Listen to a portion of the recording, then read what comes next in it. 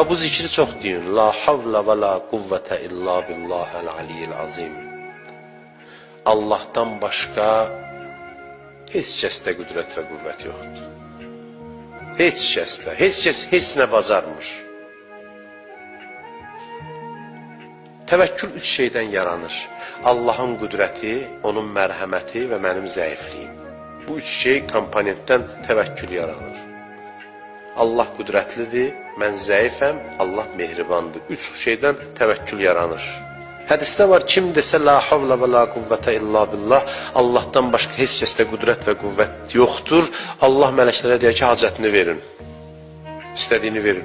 İlahi, bax, dua eləmədi, bu necə istəmədi. Bu sadəcə dedi, səndədir qüdrət, deyir, mən başqa şey istəmirəm. Bu ki, bildi, iş mənim əlimdədir, öz acizliyini başa düşdü və vəssalam, verin ona nə istəyir.